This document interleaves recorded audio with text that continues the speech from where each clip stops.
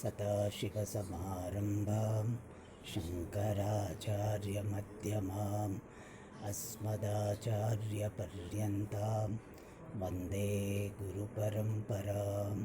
ॐ सहना भवतु, सहनौ भुनक्तु, सह वीर्यं करवावहै, तेजस्विनावधीतमस्तु मा विद्विषावहै। ॐ शान्ति शान्ति शान्तिः।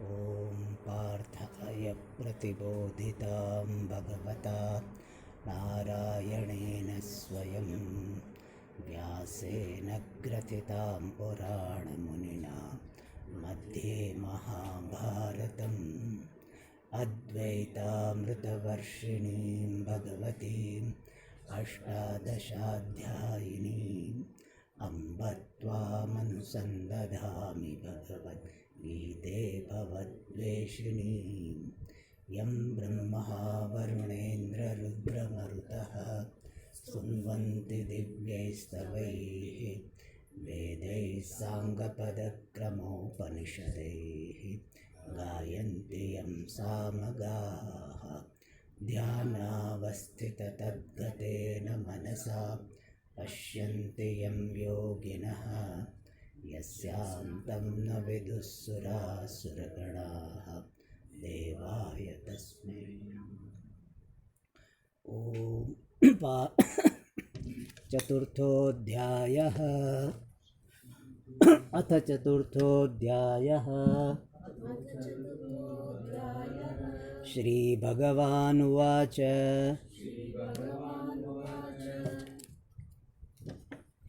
चातुर्वर्ण्यं मया सृष्टं। श्लोका नंबर 13। चातुर्वर्ण्यं मया सृष्टं गुणकर्म विभागशः तस्य कर्तारमपि मां विद्यकर्तारमव्ययम्। I think his mic is not done. Okay.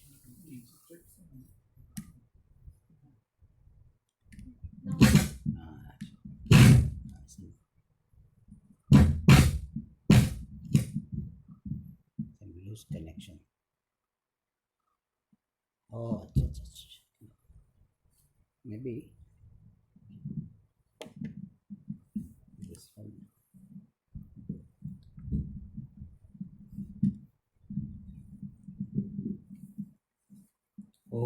Yes. Wrong mic I had put. Generally there is only one mic here. So Bhagavan talked about avatara, the incarnation. Then he talked about the importance of knowing avatara. And it is, if you understand how Bhagavan remains free even while doing the activities during incarnation, then you also can become free. I think somebody is there, just open it.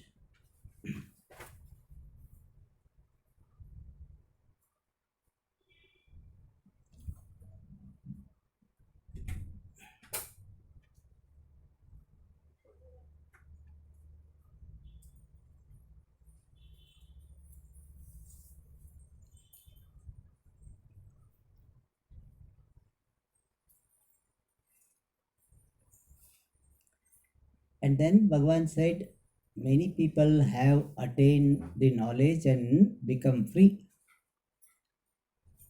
But most of the people do not come for this moksha because this result of karma is very tempting. If you do something, you get some benefit, that is very tempting. Whereas this benefit of knowledge takes time to attain, and therefore most of the people don't come.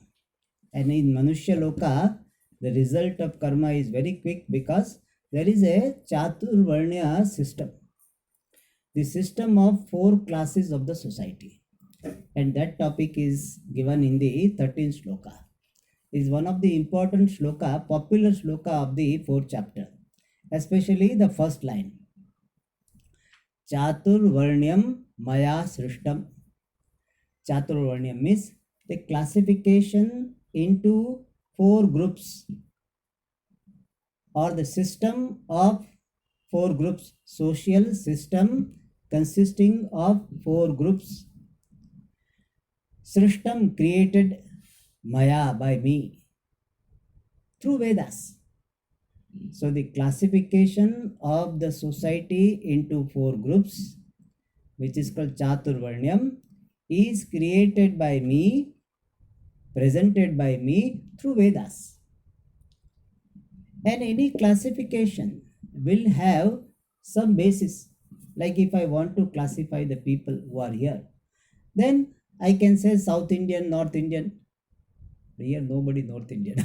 So I think only okay, I can say the Tamilian and non-Tamilian.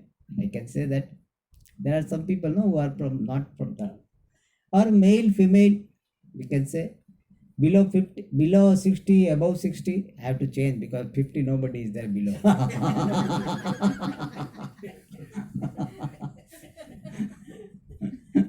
So the below 60, above 60. So that's how some criteria should be there for any classification. Our country, all people can be classified into North Indian, South Indian, or can be classified based on the literacy, educated, not educated. So like that, illiterate, literate. So any criteria should be, some criteria should be there. So what is the criteria for the classification of the society? Guna karma vibhagashaha. Based on the group of guna, the qualities, and group of karma.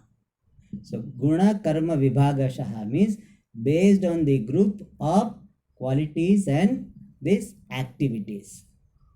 So entire society is divided or classified into these four groups based on their disposition and based on their activities. And this is a very debatable topic nowadays in society. And it is notoriously known as a caste system. And it has become a big issue in every election, it will be an issue. So this Chaturvarnyam, which is wrongly or in a distorted manner known as this caste system,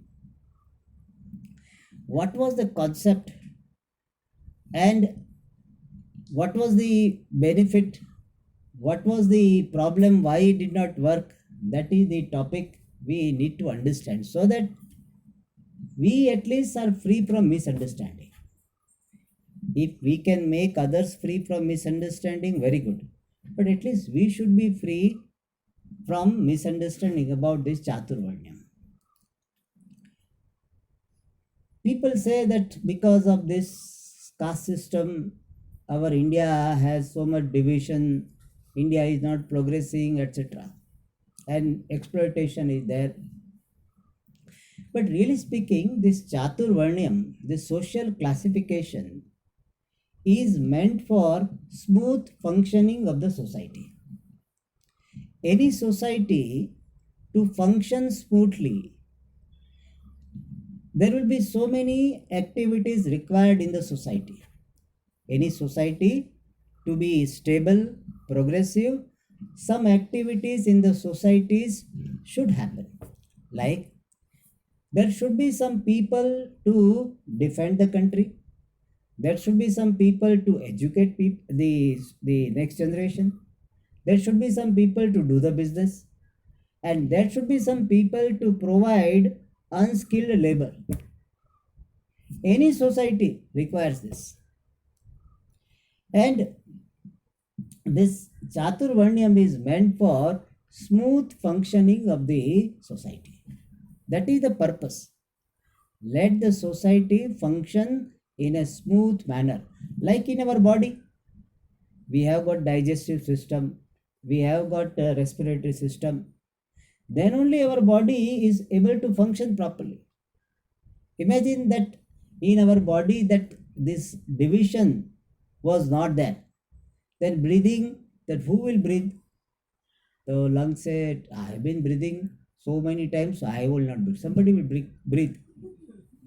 The heart says that I am pumping, somebody will pump. So if people are waiting for things to happen, then what will happen? Our body will not survive. Our body is able to survive because we have classification of duties in the body. Let us understand this very well, that without the classification of duties based on the capacity of the organs, our body cannot survive. How body is able to survive? Because all the organs are doing their duties appropriately.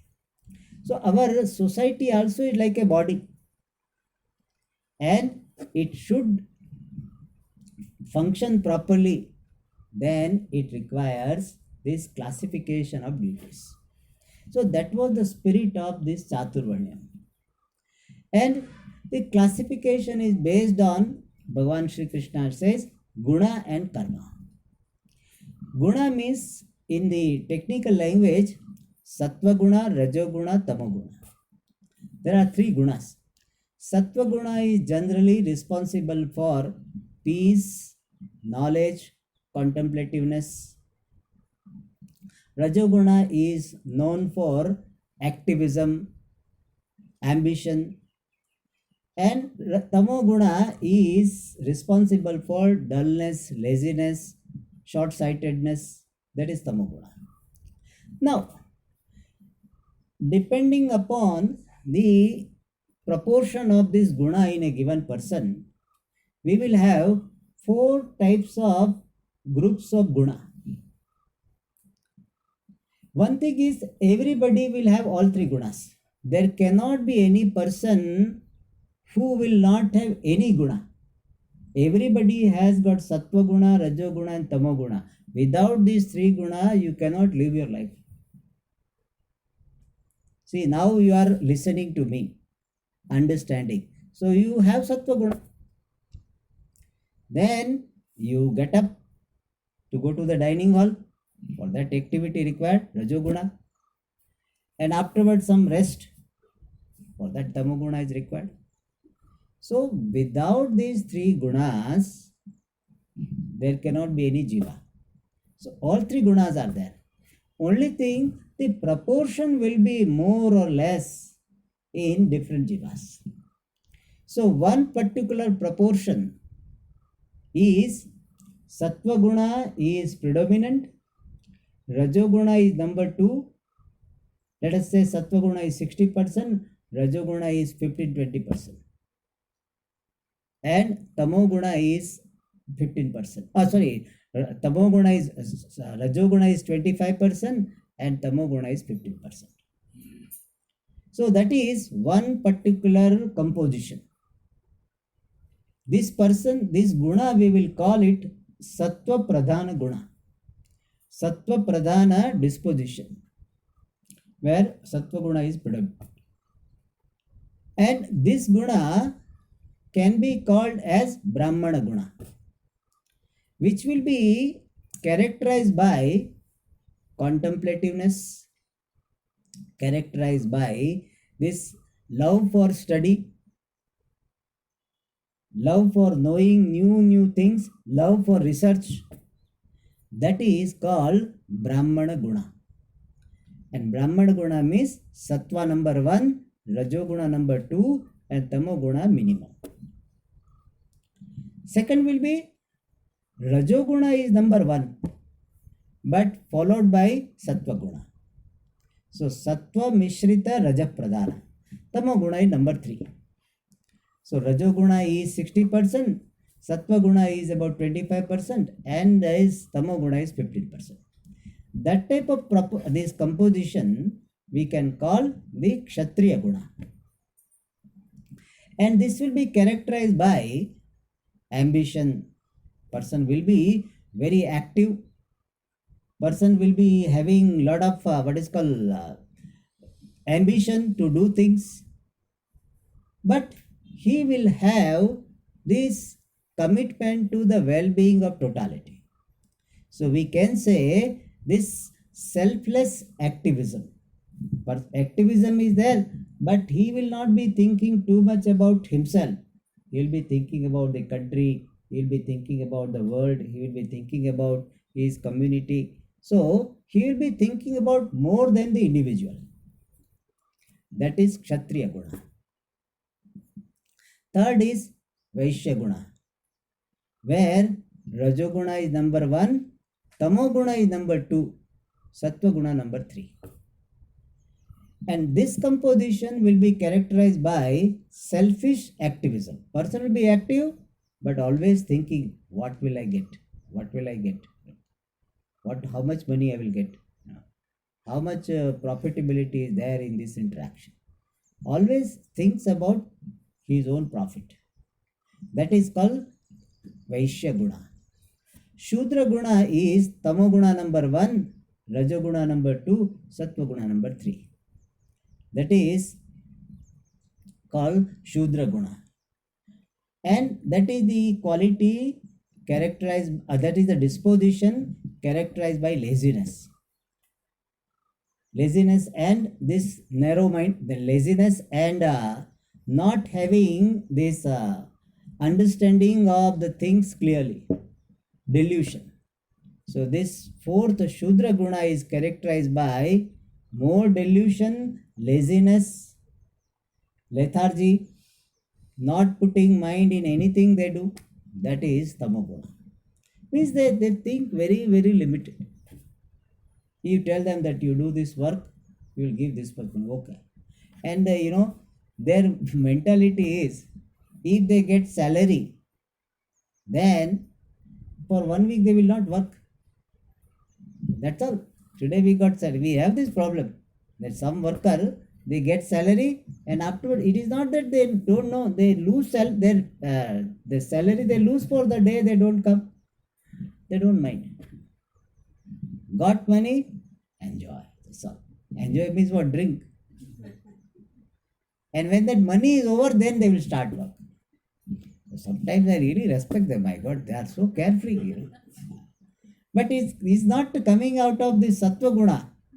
He is not a sannyasi like spirit. Laziness. So they don't have even the drive to what is called take care of their future, etc. Nothing. Whatever right now, I want to just sit down and just be here, just lazing around. That mentality is called Shudra Guna. So these are the 4 gunas. Based on these 4 gunas, we have social classification. So person who has got Brahmana Guna will be called Guna Brahmana.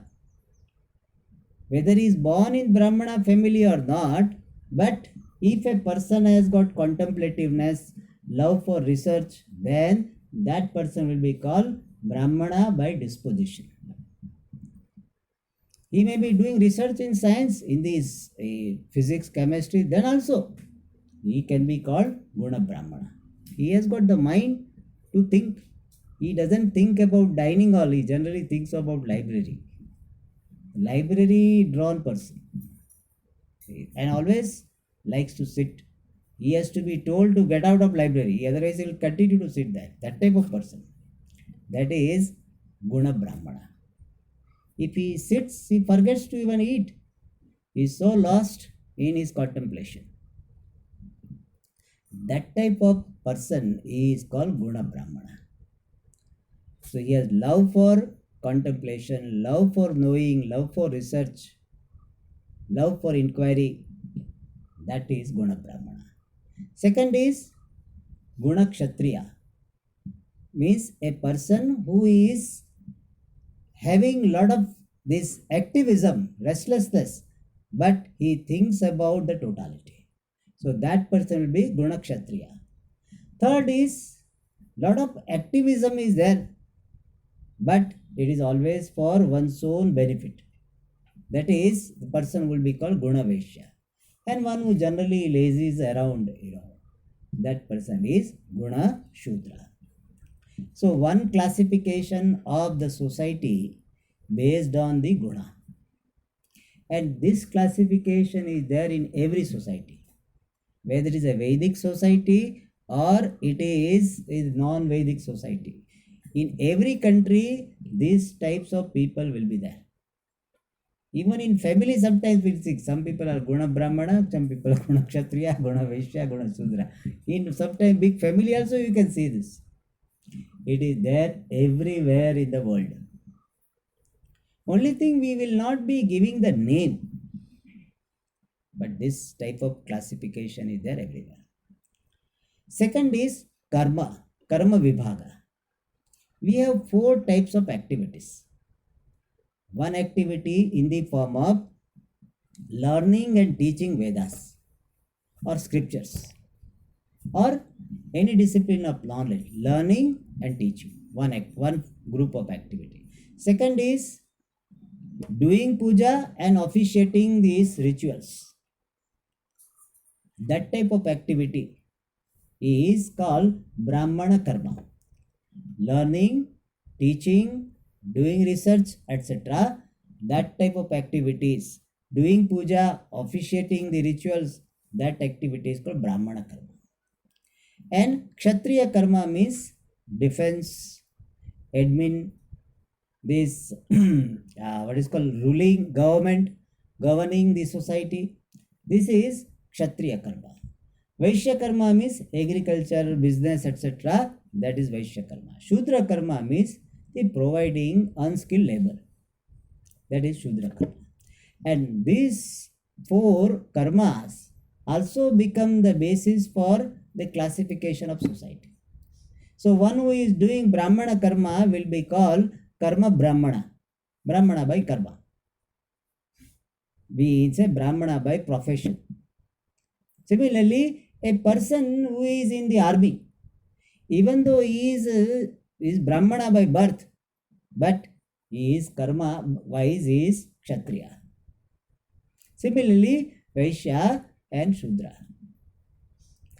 So Bhagavan talks about these two classification based on two criteria. One more criterion is there, and that is Janma. Based on Janma also there is a classification. And that really created some difficulties. So Jati based classification is what? A person born in Brahmana family will be called Jati Brahmana, means Brahmana by birth. Similarly, a person born in Kshatriya family will be called Kshatriya by birth. Similarly, Vaishya by birth, Shudra by birth. So now we have got three criteria. One is Guna, other is Karma, third is Jati. Jati means birth. Now, question is there any gradation?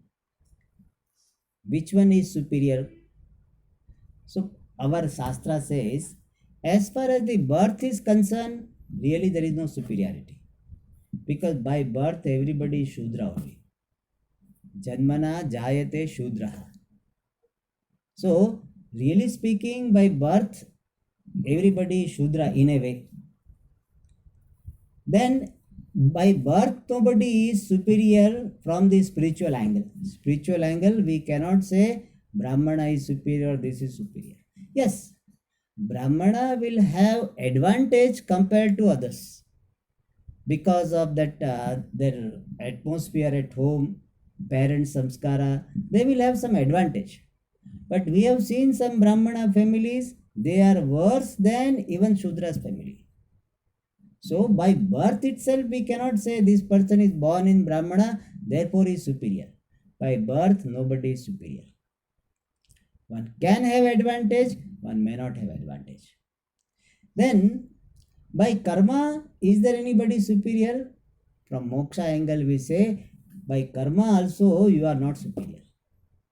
Just because you are doing this job of a priest does not mean you are superior to the person who is sweeping the floor. Why? Because sweeping the floor also can be an action to worship the Lord, as doing puja is an act of worship to the Lord. So in the eyes of Bhagavan, all karmas have got all dharmic karma, of course. The karma which are to be done karma are equal. So by karma also nobody is superior. Then how person can be considered to be superior? Based on guna, one can be superior. Means a person who has got love for knowledge, contemplativeness, the ability to inquire, that person is superior compared to the person who does not have. Because whole evaluation is in terms of getting Atmagnanam and Moksha. So in terms of Moksha and Atmagnanam, definitely Guna Brahmana is superior. Why? Because he is able to contemplate, he is able to inquire, he has love for knowledge. So for him, the pursuit of knowledge will be easy, successful. Therefore, Guna Brahmana is superior. Compared to whom? Compared to Guna Kshatriya. Because Guna Kshatriya does not have contemplativeness. But this Guna Kshatriya is superior compared to Guna Vaishya. Why? Because Guna Kshatriya is a contributor in nature. He contributes to the society. And one who contributes to the society grows spiritually. Which is Swamiji is to say that when you contribute, you grow. So for growing in life, contribution is a must. And since the Kshatriya, Guna Kshatriya, has got contributive mind, therefore he is certainly superior compared to Guna Vaishya who does not have contributive mind. And Guna Vaishya is superior to Guna Shudra because the Shudra is his disposition is very lazy, and therefore he will not be able to grow in life in any field. And therefore, compared to Guna Shudra, this Guna Vaishya is better. So, as far as the birth is concerned, there is no gradation. As far as the profession is concerned, there is no gradation. Only gradation is there in terms of guna. And we are talking about this gradation in the context of moksha. From the moksha standpoint, from Atmagnana standpoint, we say Guna Brahmana is greater than Guna Kshatriya, Guna Kshatriya is greater than Guna Vaishya is greater than Guna Shudra. Now, question is that do we have choice in this classification of society? We say that yes, you have choice in some area, you don't have choice in some other area. As far as the jati is concerned, you don't have choice. Why? You are already born. For next janma, you can choose. So I would like to be born in Brahmana family or Kshatriya family. You have a choice. You can pray. That also you can pray for it. But for this janma, you are already born in a particular family. So you do not have choice with regard to jati, birth. Because already born. With regard to karma, do you have a choice? Shastra says yes, you have a choice in a way. So you can choose your profession based on your janma or based on your guna. Based on your janma, if you are born in Brahmana family, you can continue do the Brahmana karma. You can do. If you are born in Kshatriya, you can do Kshatriya karma. So with regard to karma, you have a choice and you can do it based on your janma, based on the family you are born, or based on your guna. Suppose you have got this Brahmana guna, then better you do the activities which are more suitable for Brahmana. So Brahmana karma you do. In the sense that you have got love for research. Even though you are born in a Kshatriya family, still you can go in research field. Certain Brahmana karma perhaps may not be allowed, like officiating the rituals may not be allowed in the earlier days. Nowadays that also is allowed. In Tamil Nadu we have got priests from all communities allowed. But there they are consider is not that guna, consider is the salary. But Shastra says based on your guna, you can choose your profession.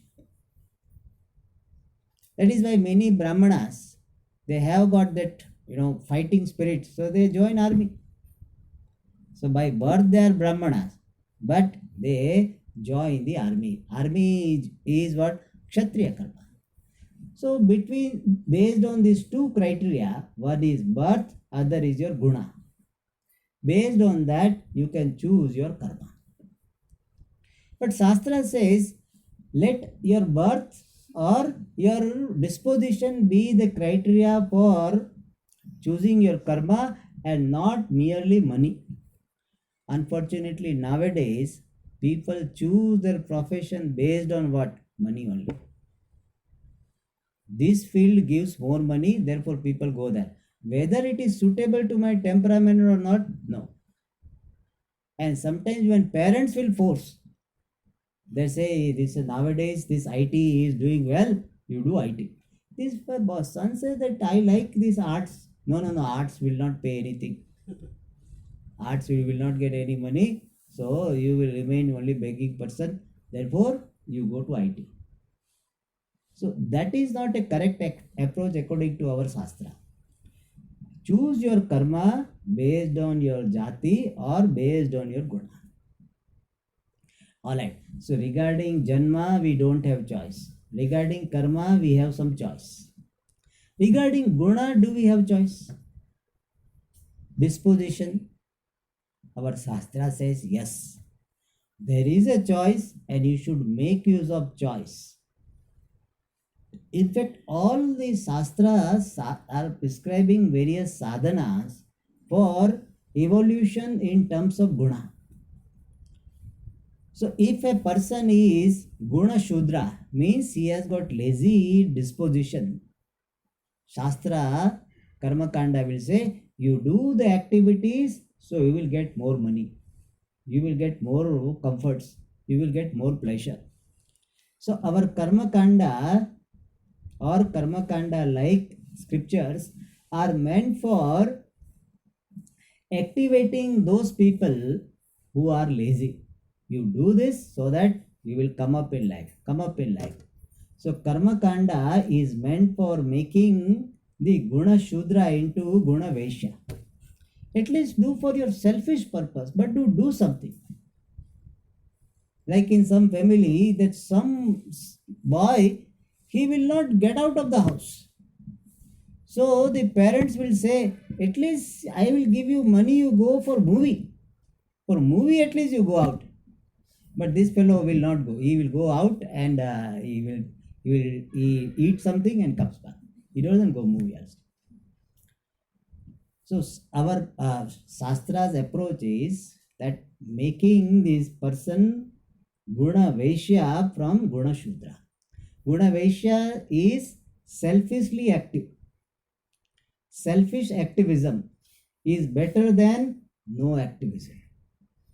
And then if person is a Guna Vaishya, then Shastra will talk about Karma Yoga. Follow the life of Karma Yoga so that you will become Guna Kshatriya. And so Shastra makes the person Guna Kshatriya by prescribing the sadhana of Karma Yoga. When person has the Kshatriya Guna, then Shastra prescribes Upasana so that person will become Guna Brahmana. When you do Upasana for long time, then you will get contemplativeness. Your mind will become subtle. Your mind will be capable of thinking. And so Upasana is meant for making the person Guna Brahmana. And finally, Gnana Yoga is prescribed to make the person appreciate Gunatitaha. So you can imagine how beautiful our Shastra is prescribing.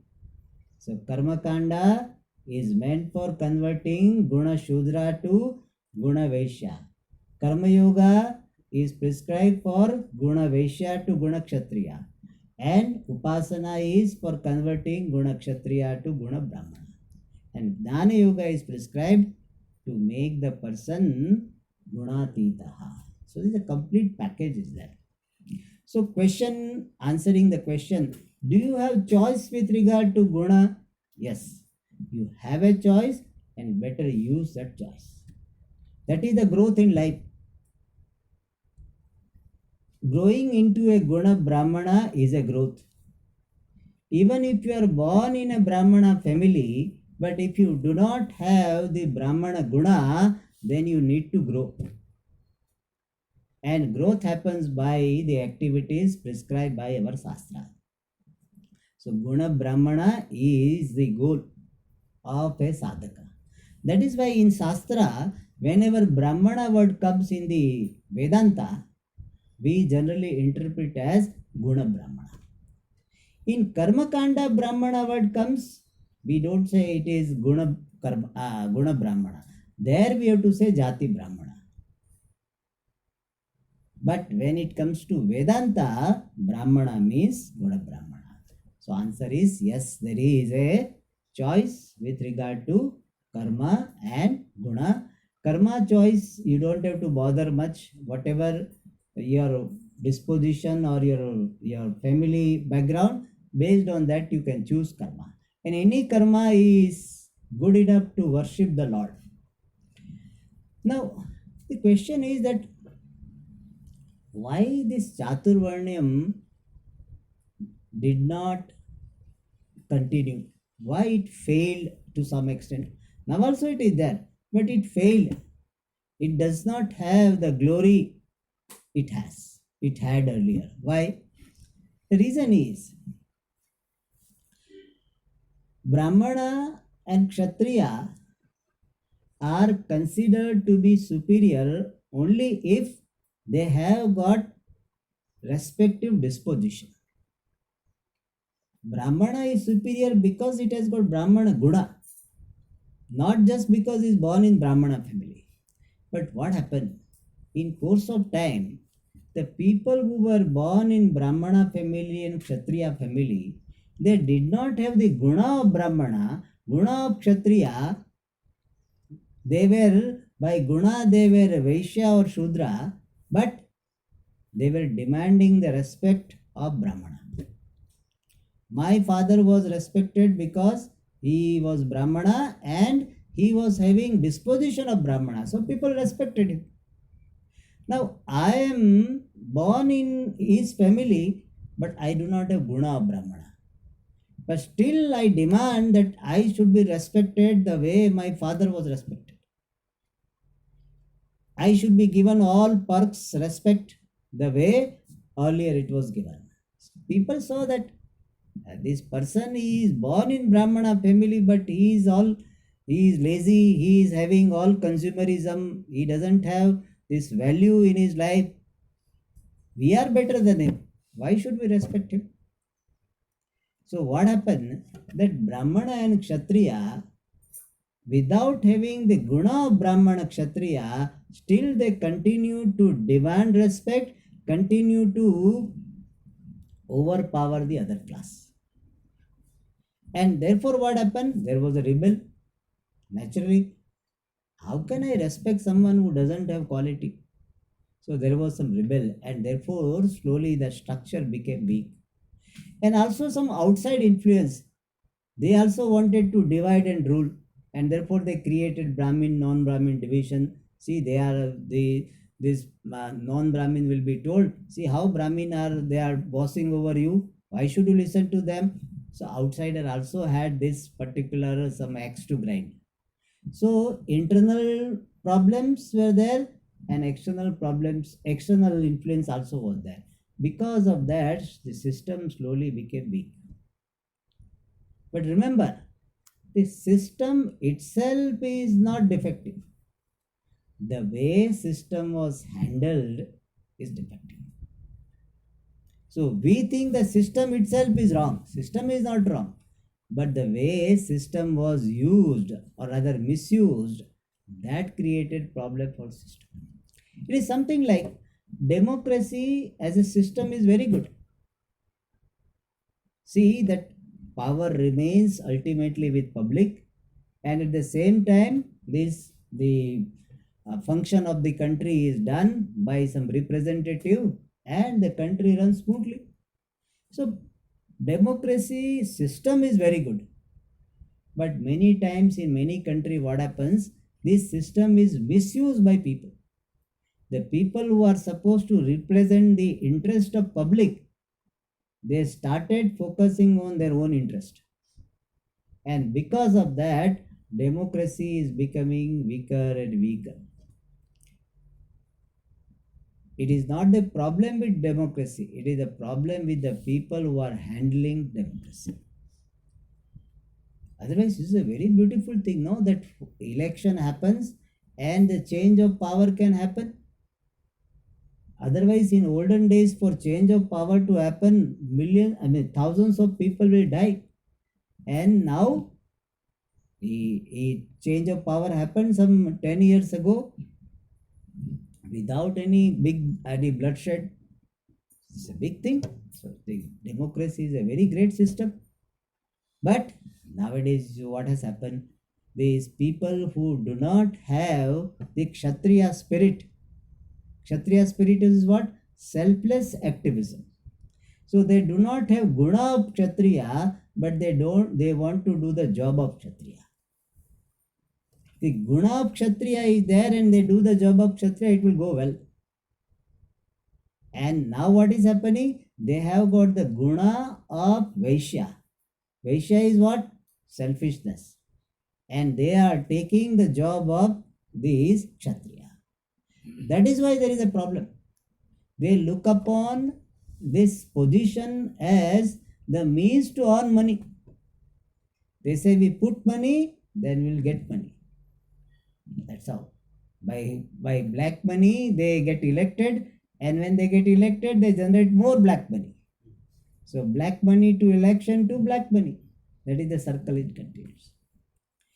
Otherwise, the system itself is very, very good, but system was not handled properly, therefore it failed. So now question is, Swamiji, what is the relevance of this Chatur Varnyam in my life? How should I see? So my approach should be, let me do my karma based on my janma or based on my guna. I ask myself, what is my disposition? Am I somebody who is interested in knowing things, research, inquiry? Is this my nature? Then I try to take up that type of job, that type of activities.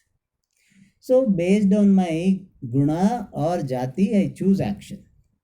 And whatever action I do it with sincerity as a worship of the Lord, and I try to become Guna Brahmana.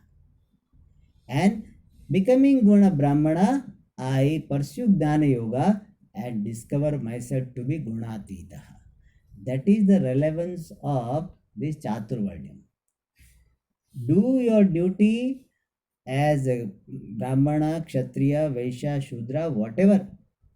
Do your duty sincerely as a worship of the Lord and finally become Gunatita. That is the message here. Alright. So here Bhagavan talked about this Chaturvarnyam. And he comes back to the main topic, Tasya Kartaram Apimam Vidhi Akartaram.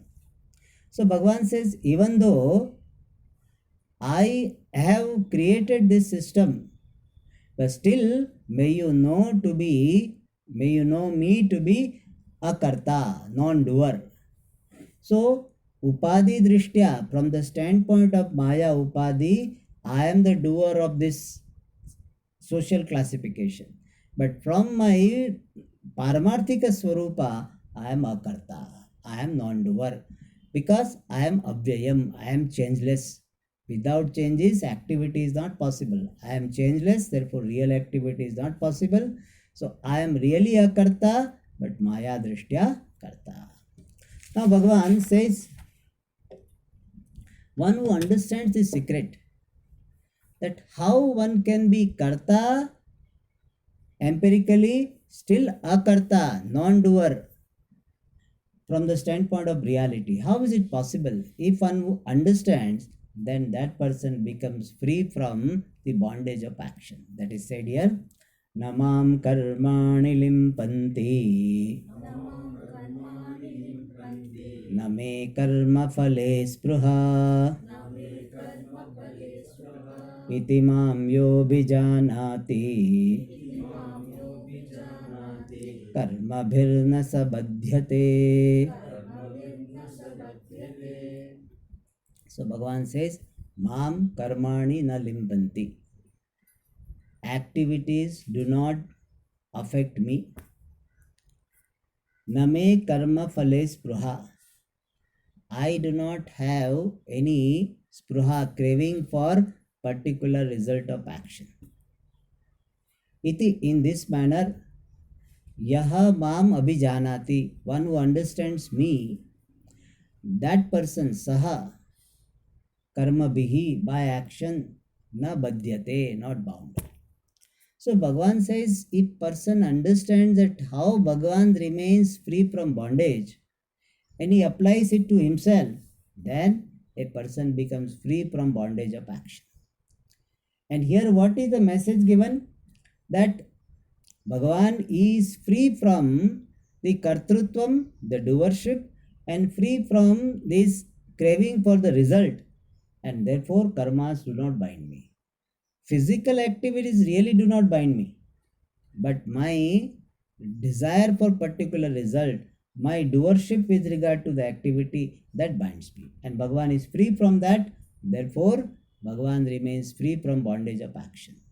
So if you also want to be free like Bhagavan, then you also identify yourself with what your true nature is, which is actionless. And then you also can be free from bondage of action. And now Bhagavan says that running away from activities is not a solution to the problem of bondage of action. Generally, people have the tendency. So when something happens, then they want to run away. Some people, they are very good in running away. So when any situation become little hot, they run away. They don't want to take the responsibility. And that running away mind, escapist mind, doesn't grow in any field. So Bhagavan wants to emphasize that Arjuna, you don't focus on ashrama sannyasa. Ashrama sannyasa means renunciation of these activities formally and formally becoming sannyasi. That is called ashrama sannyasa. Other is called dana karma sannyasa, the renunciation of action through knowledge. So Bhagavan says ashrama sannyasa is not a guarantee for moksha. Jnana karma sannyasa, renunciation of action through knowledge that I am actionless, by that you become free. So focus more on jnana karma sannyasa and not on ashrama sannyasa, means formal sannyasa. Some people have got lot of value for becoming sannyasi because they are not able to handle the situation, unable to handle. So you need to outgrow the situation, not running away from the situation. And Haridwar is full of such people who run away and go to Rishikesh. And sometimes in fact after going there they regret also. And they will be waiting that family members will call him, come back, come back, come back. But sometimes they may not call also. But they also are happy with that this Huh? The second part of it, can you just repeat? The second is two types of sannyasa. One is called ashrama sannyasa, means formal sannyasa. Second is dana karma sannyasa, means renunciation of action through knowledge. When activities are happening, my knowledge is I am akarta. I am non-doer because I am consciousness and consciousness is not doing anything. So in this manner, based on knowledge, I see myself to be free from action. That freedom from action is called Jnana Karma Sannyasa. That is called knowledge-based renunciation. And knowledge-based renunciation alone can be perfect, can be complete. This formal sannyasa cannot be complete renunciation of action because there also you will be doing something.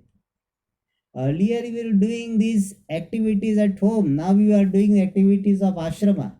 And sometimes ashram activities are more than home activities. Because in home you have to feed only 3-4 people. In ashrama, hundreds of people will come. So 3-4 people you are finding very difficult, and here you will find more miserable. 100 people you have to feed. And therefore, Bhagavan says, Arjuna, don't focus so much on ashrama sannyasa, you focus on the jnana karma sannyasa. And that idea he says, Evam jnatva kritam karma पूर्वैरपि मुमुक्षुभिः कुरु कर्मैव तस्मात् त्वं पूर्वैः पूर्वतरं कृतम्.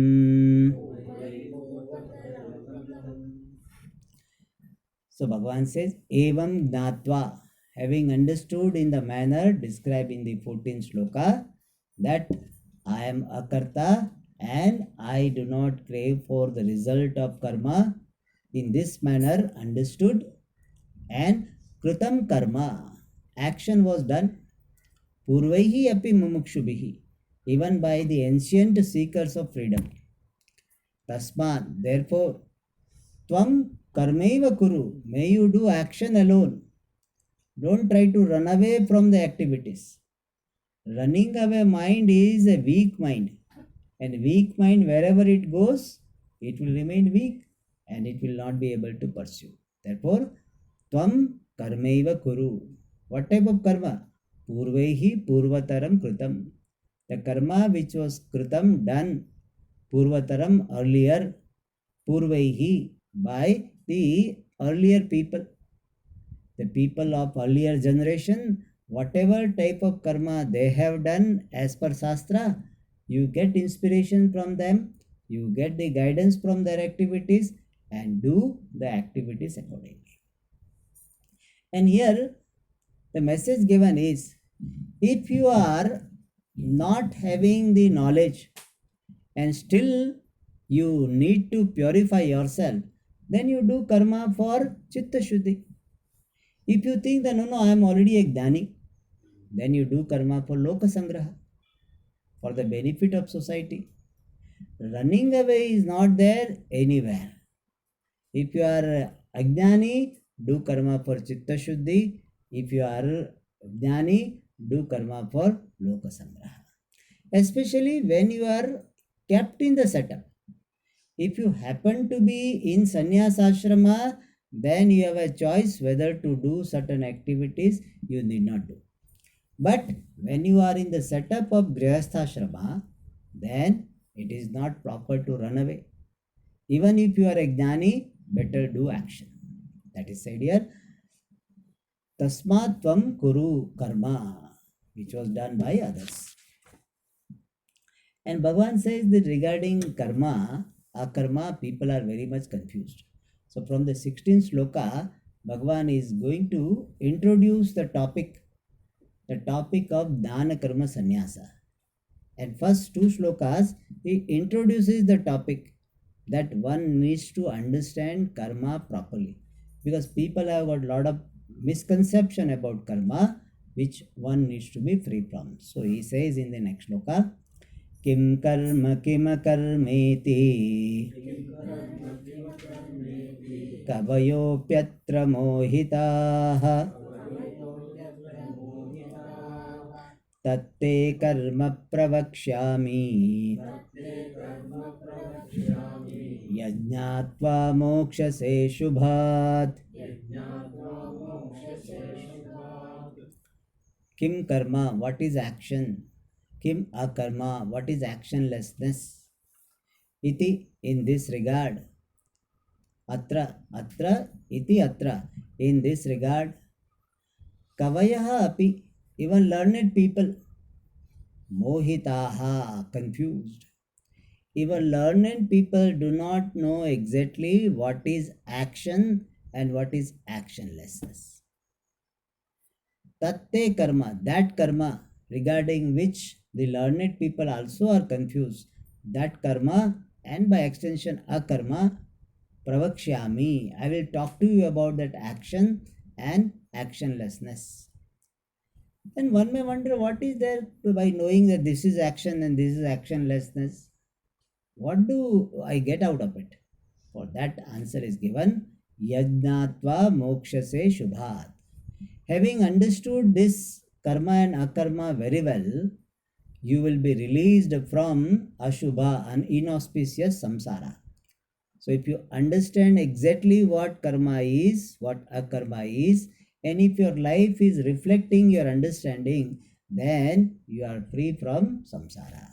So it is not merely an academic exercise, it is a life-changing exercise. More we'll see in the next class. Om Purnamada Purnamidam Purnat Purnamudachyate Purnasya Purnamadaya Purnamevavashishyate. Om Shanti Shanti Shanti. Hari Om Shri Gurubhyo Namaha. Hari Om. So now we will not have this weekly class Sunday here. Next 2 weeks you can attend the class in the lecture hall we will be having for the course student, and afterwards we will have vacation. Swami Paramarthananji is coming, and also we have got camps here. So now our next class will be in the first week of June. So first week of June we'll have the next class.